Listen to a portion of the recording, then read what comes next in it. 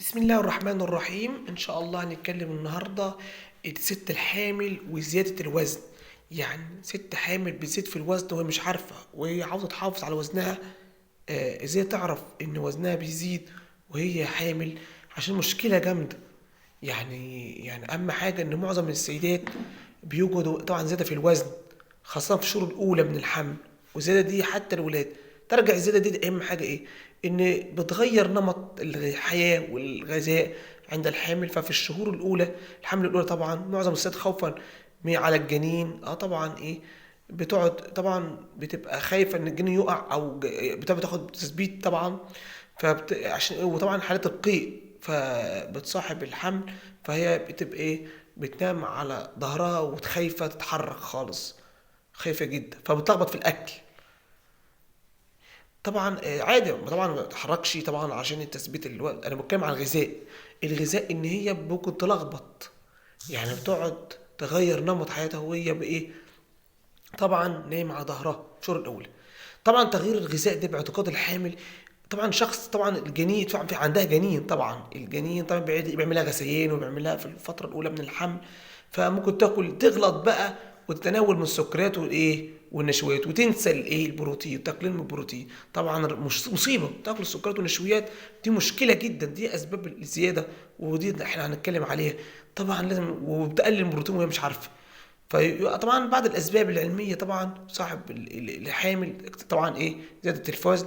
نتيجه زياده الوزن نتيجه ايه، زياده مع كميه الهرمونات في الدم، نتيجه نمو المشيمه وخاصه هرمون الاستروجين والبروجسترون. تؤدي الهرمونات ايه، هرمونات الحمل الى سهوله تحويل الكربوهيدرات الى دهون تترسب في الجسم. لذلك فان الكربوهيدرات التي تتناولها الحامل تتحول سريعا الى دهون تتختزن في الجسم، لازم نقلل منها. اه يبقى مشكلة الحاجات دول أهم حاجة السكريات والنشويات يا جماعة، دول مشكلة جامدة. بتنسى البروتين.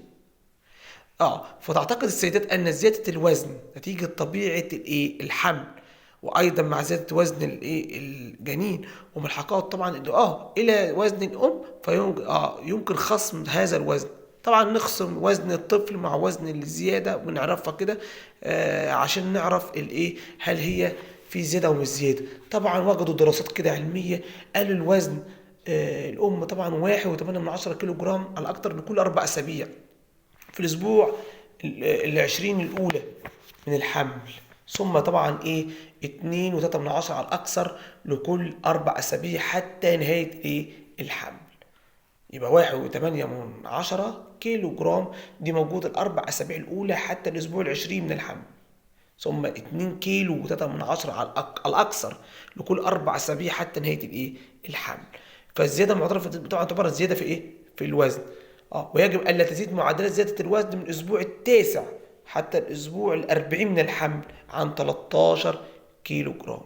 تقريبا هذه الزيادة تختلف اختلافا طبعا من السيدة الإيه الأخرى. طبعا أهم حاجة المشكلة إن المواد السكرية والنشوية أهم أسباب زيادة الوزن، دي مشكلة جدا. فلذلك بنقول يا جماعة قد استطاعتك يا جماعة لازم تقللي من السكر والحلوى يا ستة الحامل. السكر تقللي من السكر، تقللي من الحلوى، تقللي من الشوكولات، الكيك، البطاطس، الخبز، الأرز، المكرونة يا جماعة. لأن ممكن فإنه يمكن التغلب على زيادة الوزن. طبعا بنتغلب على زيادة الوزن في إيه؟ في الحمل. ويمكن ايضا تقليل الوزن، نقلل الوزن الزائد طبعا، نبعد عن السكريات، نقلل من السكريات والنشويات يا جماعه. ونعمل ايه بقى اهم حاجه؟ طبعا اذا ما استجابتش تمشي على نظام هنقول عليها الفطار، تمشي عليه كوب لبن حليب زائد بيضه مسلوقه، او 2 قطع جبن قريش، او 4 ملاعق فول، او زائد ربع رغيف بلدي سن طبعا، زائد شاي او قهوه بمعلقه صغيره طبعا سكر صغيره. الظهر هتاخد ايه بقى؟ ثمرة فاكهة واحدة، طبعا ما عدا الممنوعات اللي قلنا عليها. ماشي تاخد كل حاجة، ثمرة فاكهة طازجة، يعني أي ثمرة فاكهة طازجة منحددش، بس أهم حاجة تبعد عن إيه الحاجات اللي فيها سكر عالي. الغذاء طبق سلطة خضراء وخضروات مسلوقة، و200 جرام طبعا بروتين حيواني، طبعا اللحمة وتشيل الدين اللي عليه. بعد الظهر طبعا ثمرة فاكهة طازجة. العشاء سلطة خضراء أو خضروات إيه مطبوخ، او زائد ايه ثمرة، طبعا ثمرة فاكهة ايه طازجة، زائد كوب لبن ايه او قطعة جبن قريش.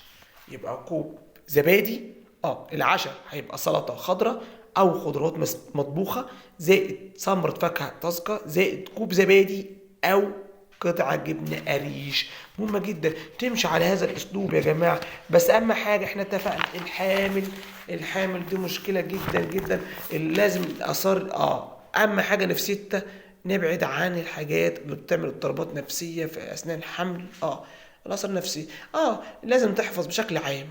اهم حاجة المريض القلب، اللي عندهم مريض قلب وعندهم سكر وعندهم حمل وزيادة وزن مع الحمل، دي مشكلة جدا يا جماعة. اللي عندهم سكر أو زيادة أو عندهم قلب لازم بيعرض الحمل ده طبعا لمشكلة جدا، تسمم الحمل، اللي هو طبعا بيعرض الجنين لمخاطر، ممكن نقص النمو، الإجهاض والولادة مبكرة، ممكن يموت الجنين داخل الرحم. من أعراض تسمم طبعا الحمل احنا مشكلة طبعا بري إكلامسيا، دي مشكلة جدا بس هايبرتنشن ومع زلال في البول، يبقى ضغط مع وتورم القدمين وزيادة الزلال في البول، وتغيير معدات انزيمات الكبد. لذلك ينصح تجنب زيادة الوزن أثناء فترة الحمل. وتعتبر متابعة الوزن مهمة جدا. طبعا دكتور النساء بيتابع برضو من أهم كل بيتابع الست الحامل، بيقيس وزنها. مهم جدا يا جماعة عشان ما تزيدش، بيحسب زيادة الوزن مع الجنين وزيادة وزنها عشان تعرف في كل الأسابيع في المتابعة. إحدى العلامات المهمة جدا الطبية المهمة التي يتبعها الطبيب المعالج سواء نساء أو أي حاجة أثناء فترة متابعة الحامل، السيدات الحوامل. ويجب قال يخفى علينا نقص الغذاء وعدم احتوائه على عناصر الأساسية والأملاح والفيتامينات، يعرض الأم والجن أيضا للمخاطر الصحية. لازم الأكل يبقى فيه نقص وعدم احتواء، لازم يكون فيه عناصر أساسية، لازم يكون املاح وفيتامينات. مهم جدا، ده مشكله اللي يعرض الام والطفل والجنين لمشاكل صحيه. طبعا اوعى تنسوا الاشتراك بالقناه، لايك عشان نزور كل جديد. والسلام عليكم ورحمه الله وبركاته.